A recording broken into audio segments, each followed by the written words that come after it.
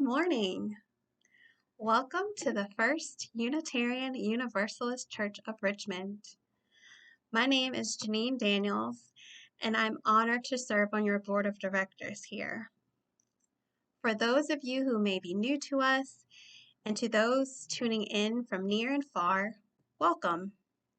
We are so grateful to be able to continue to be connected. We are a community of many faith journeys and beliefs, committed to being a deliberately diverse and fully inclusive community. We want you to know that whoever you are welcome here. I hope that now, more than ever, we continue to be a community that is resilient and determined to maintain and establish connections because it is so very important. We need each other. Thank you for being with us today. May this be comforting, centering, and restorative for you. If you would like to learn more about our community, you can visit our website at richmonduu.org. If you're interested in how you can further your connection and learn more about the mission of the church, please contact Margaret Rush at margaret.rush@richmonduu.org. Also, make sure to subscribe to our YouTube channel.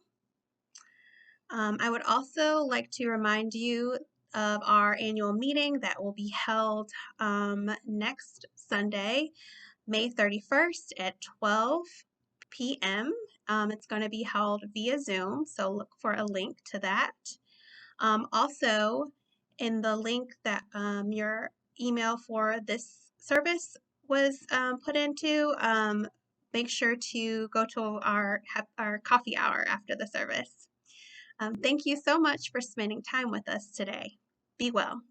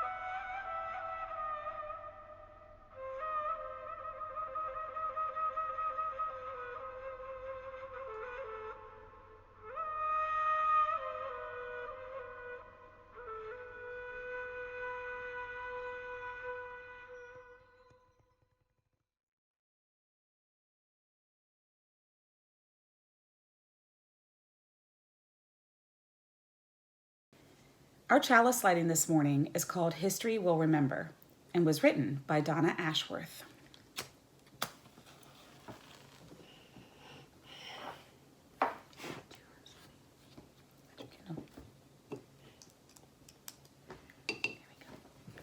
History will remember when the world stopped and the flights stayed on the ground and the cars parked in the street and the trains didn't run. History will remember when schools closed and the children stayed indoors, and the medical staff walked towards the fire and they didn't run. History will remember when the people sang on their balconies, in isolation, but so very much together, in courage and song. History will remember when the people fought for their old and their weak, protected the vulnerable by doing nothing at all. History will remember when the virus left. And the houses opened. And the people came out. and hugged and kissed and started again. Kinder than before.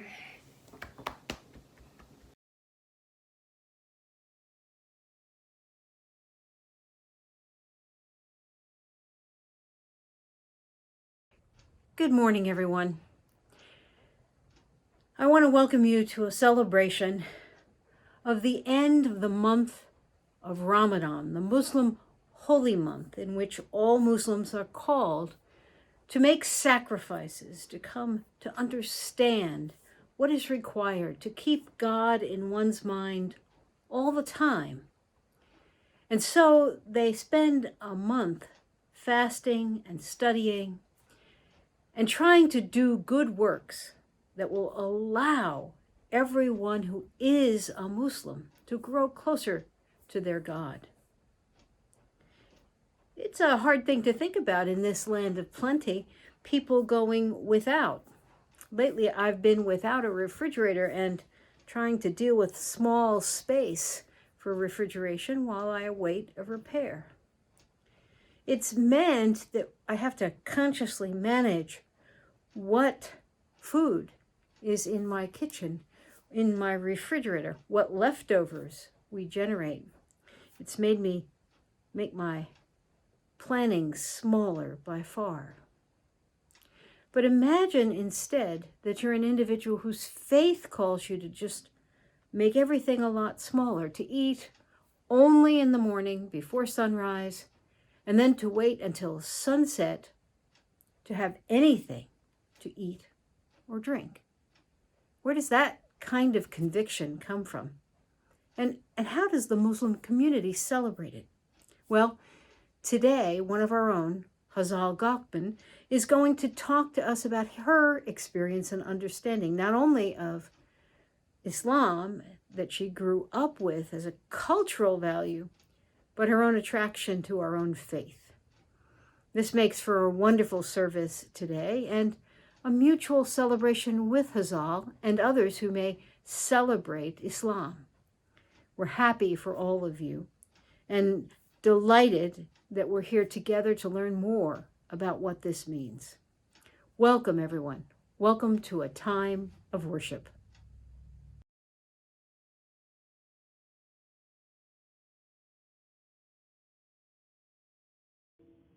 The Religion of Love by Ibn Arabi. There was a time I would reject those who were not of my faith, but now my heart has grown capable of taking on all forms. It is a pasture for gazelles, an abbey for monks, a table for the Torah, a temple for the idols, Kaaba for the pilgrim. My religion is love. Whichever the route love's caravan shall take, that shall be the path of my faith.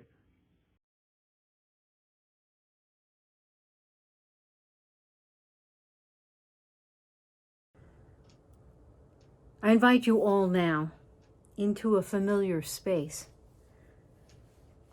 into a familiar time in your experience, into a time of meditation.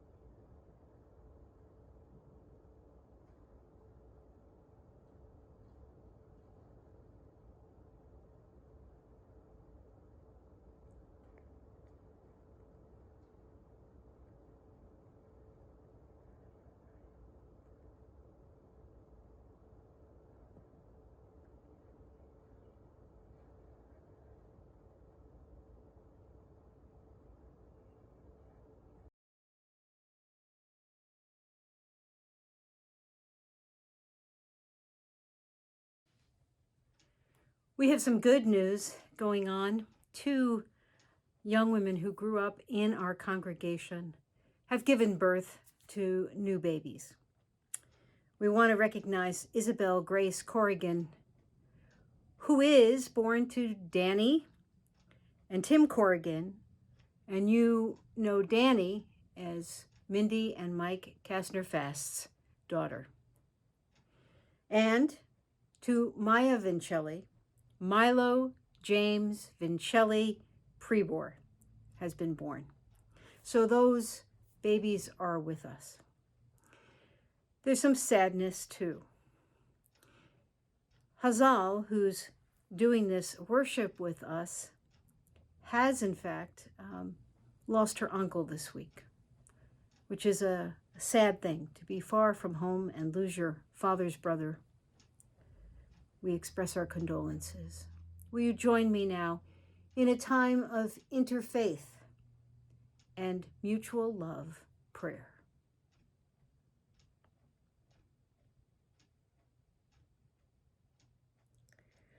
O great God and goodness, who unites us all in our belief that love will triumph, that decency and honor matter, that doing the right thing for those in need is our absolute call. Hear our prayer that the world might be a better place, because sacrifice so that all may have is a part of our very living. Teach us not to be greedy, to hold on to things we need not, to share what we have, to be unafraid of sacrifices when they are mutual, to know that we are strong, and that when we are strong, what results is our mutual strength. That beautiful we of community. Spirit that is greater than all, merciful and loving.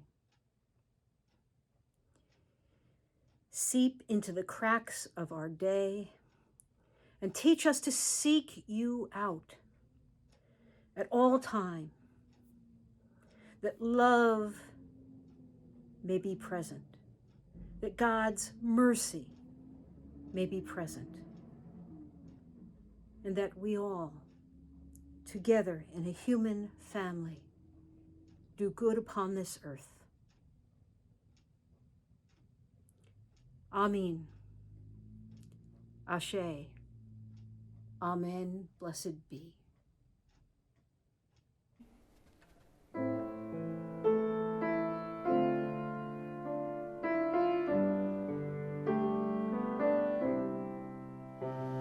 Spirit of life, come unto me.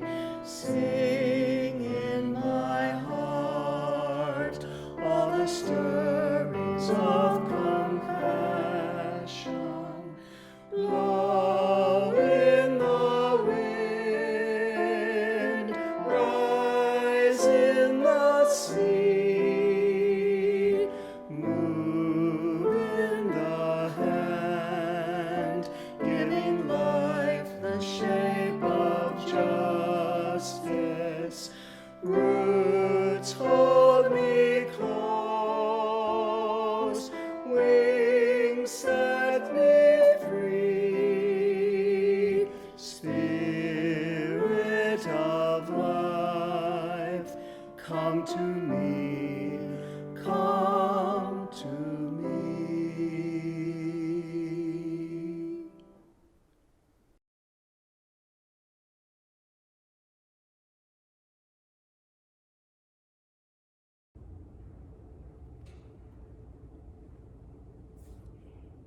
If you were here, you would be generous. But you're not here. We're not together.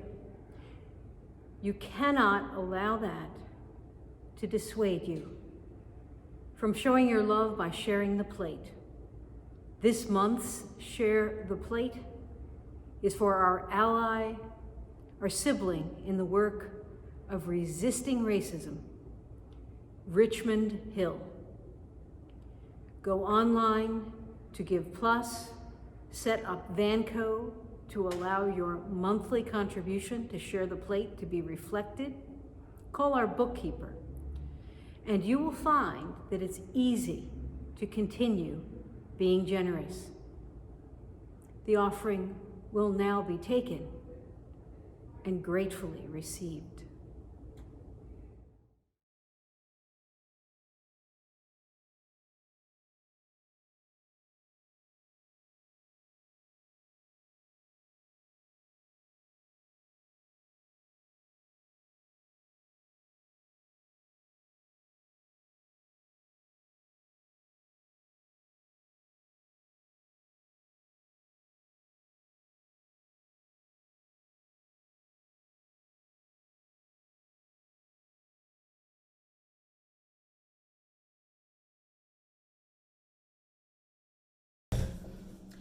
I am Hazal Gokmen. I am Turkish, and I've been living in the U.S. for the past 3 years, and I've been a member of this church for those 3 years. By nature of my life experience, I have led a different path to you than many of you here, and today I want to talk about that journey a little bit in the hopes that it can inspire you to reach out to different sources and traditions. Turkey is a secular government that has a population of more than 90% that is Muslim. It also happens to be one of the descendants of the Ottoman Empire and happens to be on the land of Anatolia that housed many different cultures and governments over thousands of years. It's hard to imagine how Islam can look differently if you haven't really seen and experienced that range. But in general terms, Turkey looks and feels different. Honestly, every country looks and feels a bit different. But to give you a fact, the burqa, where women cover entire bodies, is only about 10% of Turkish population. And what's more common is the traditional headscarves. Generally, women wear it as they get older. So both of my grandmothers started wearing one when they hit about 60 years old, and they started to wear more modest clothing. I also wanted to mention that being born to a culturally Muslim country, culturally Muslim family, I've naturally accepted Islam and Allah to be the truth, unobjected. I remember different memories from my childhood that are weaved with the religious tradition. I remember my grandmother on my father's side used to stay with us when I was young to take care of me, and we would go to bed every night and she would teach me a prayer in Arabic that I didn't understand, but I still remember most of them to this day. I remember when my grandfather on my mother's side passed away, we all were in my grandmother's house. We, our family, and everybody we knew. We distributed helva for his soul. We had an imam who came in and sang this prayer, these hymns, and I didn't understand as an 8-year-old what grief was, but I could feel the grief through those songs. I remember visiting my grandmother's house in the holy days, of the both holy days and the religious holy days. And especially on the first day, because she is the eldest in the family. And then for the other subsequent days, you would go to the respectively elder, towards the youngest. And I remember in her house for these celebrations, there was always food that was appropriate. And for both of these celebrations, I remember as a kid, I had to kiss their hands, which is very specific. You kiss the hand and you bring it to your forehead to show respect. And then they give you pocket money. There's an age where you reach adulthood. It's kind of rather vague as a kid to you, where you no longer receive the money, but you can continue the tradition because you're respecting the elders. Today, if I was in Turkey, I would still be doing the same thing to my parents. I also remember Eid al-Adha, which is the sacrificial holiday.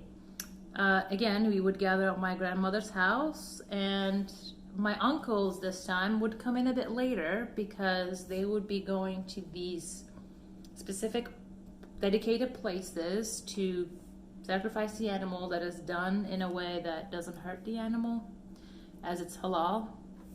And they would be there for the most part of the day because they make sure different parts of the animal are not wasted and it's all donated. And then they would bring a small pot of it that's full of meat for us to share, and a little bit for my grandmother to keep because it's considered holy. And I remember we would eat it in the afternoon when they come. And I remember that feeling because as a kid, you're generally hungry and you don't really understand. And my grandmother would explain what this means to me. I also remember celebrating Hıdrellez, and that might not sound very common. As a kid, I didn't really understand what belonged to who and why. Hıdrellez happens to be a pagan tradition where you write your wishes and tie it to a tree and jump over a big bonfire for one day in a year, May 5th. And I later learned this was a pagan tradition that got reappropriated to Islam, and only the Turkic people celebrate it. But it is hard to separate these traditions from who I am, from my personality and my identity, because this is how I've connected to my family and the community. I mentioned that I continue to be present for these traditions even today, although after about 13, I started to see religion as a tool for oppression and decided it was for stupid people and I better not be one of them.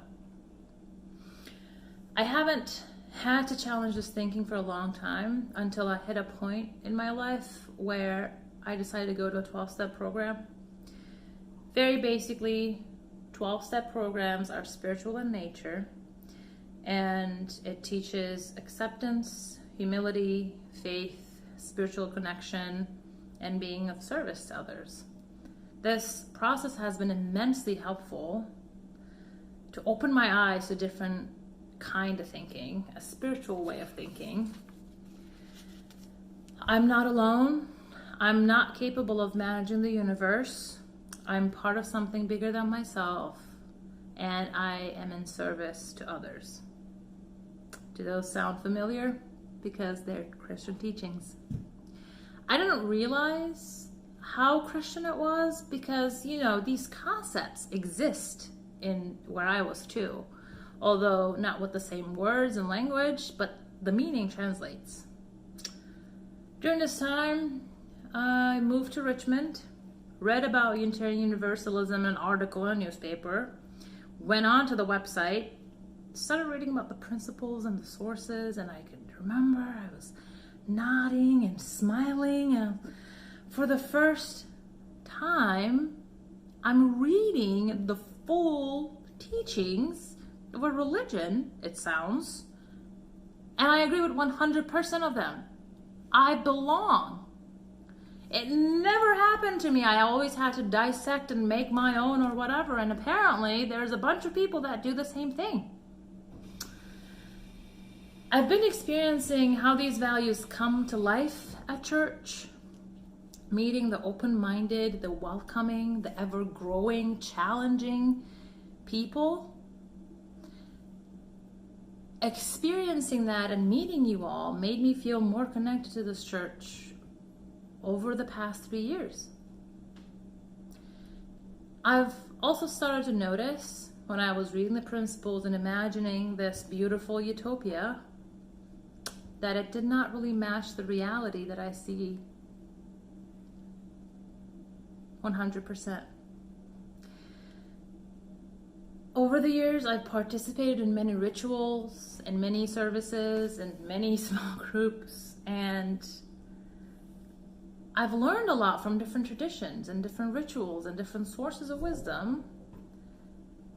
But outside of the occasional reading of Rumi and one beautiful wedding ceremony, I have not seen Islam.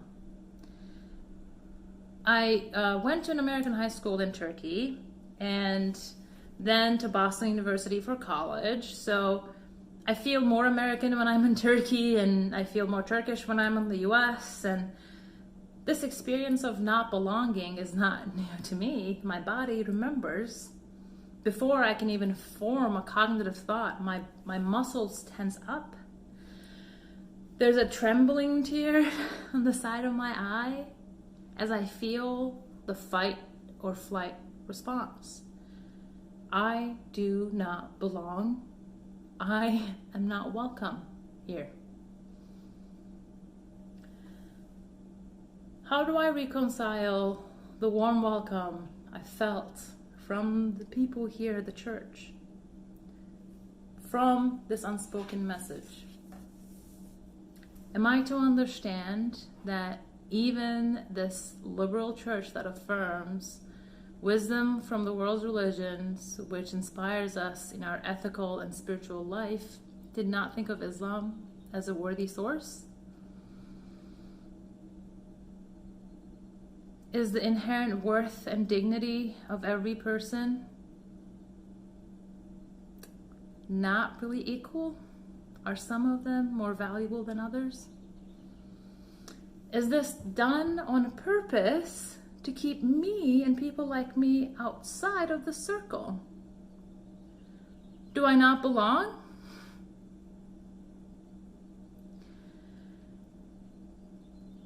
I don't believe so. I don't believe this is done on purpose.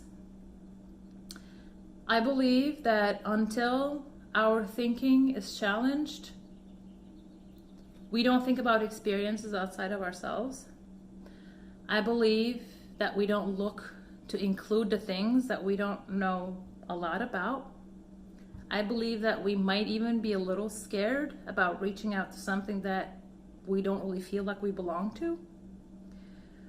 I believe that we are all biased towards things we don't understand.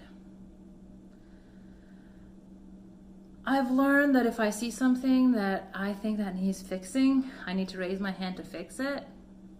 So I went in asking for this, and I want you to feel how terrifying it is to reach out and say, I feel like you might inadvertently be leading me out. Can you please go out of your way to include me?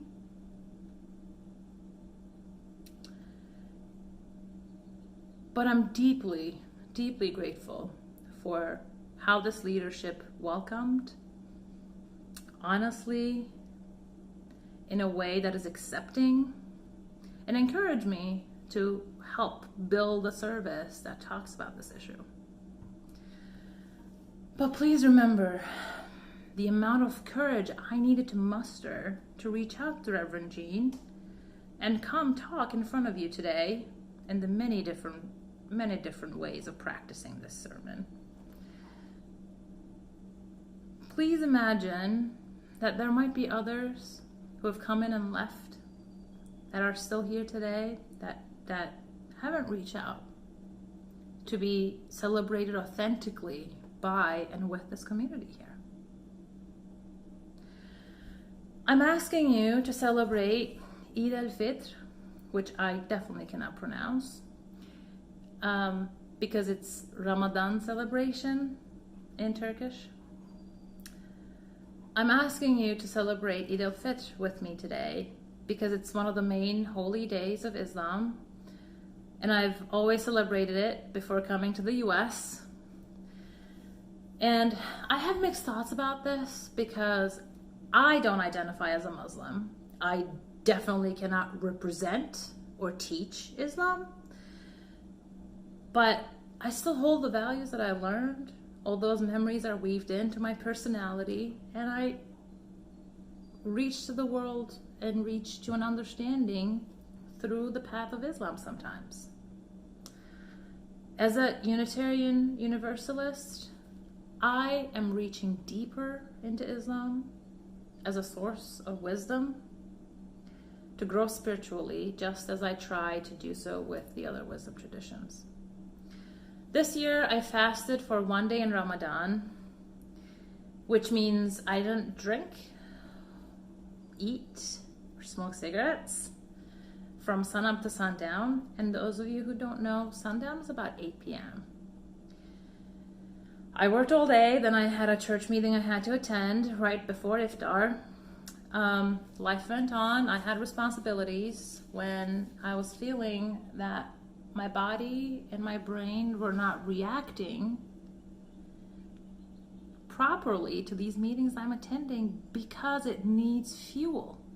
I cannot concentrate on what I'm hearing, although I know the topic. I cannot be fully there. And imagine this happened when I was sitting in my apartment that is air conditioned. I'm healthy. I'm clean. I ate enough just before yesterday. Then I realized this is what we're asking people. We're asking people to perform when their body don't have enough nourishment. And I remembered my grandmother taught about fasting to me, and she said Allah ordered people to fast, but under certain conditions, if you're not healthy and you need to get your pill, or if you're just not healthy, if you need to travel, you don't need to.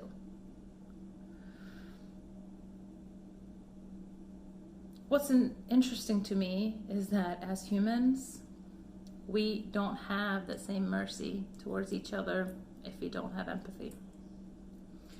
I was taught in Ramadan, Muslims fast for 30 days to gain more understanding and empathy towards those who don't have as much as we do.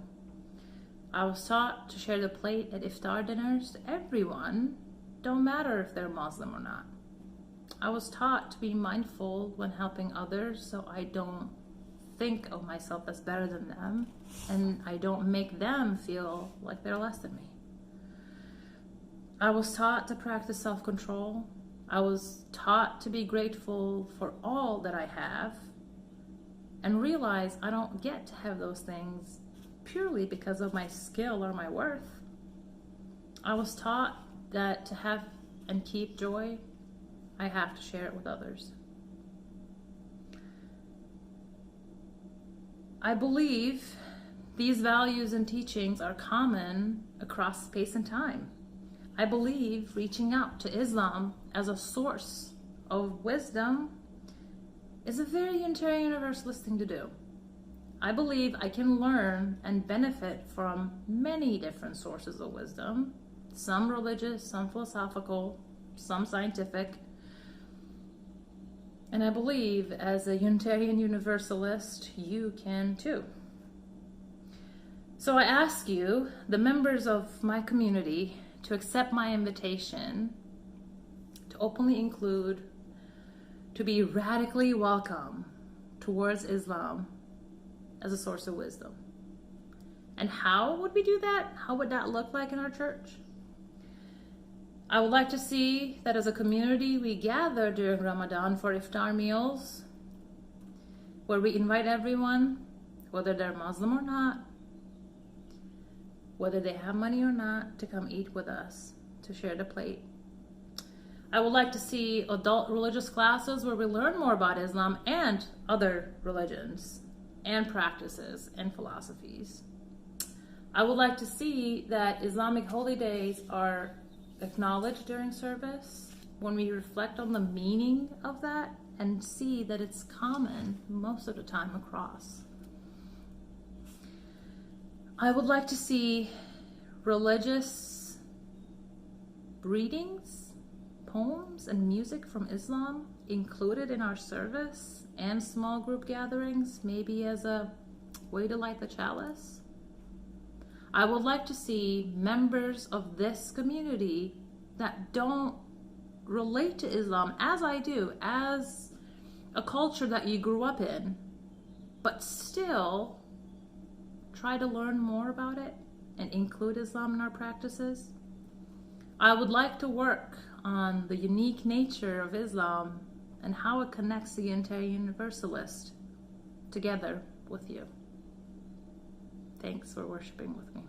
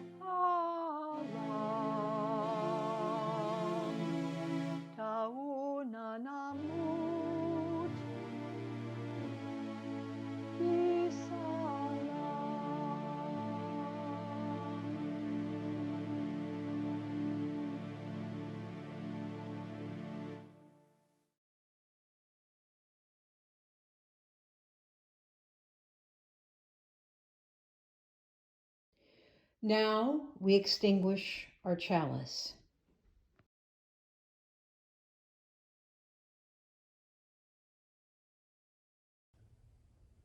I want to thank Hazal Gokmen for coming through in a difficult time for her family.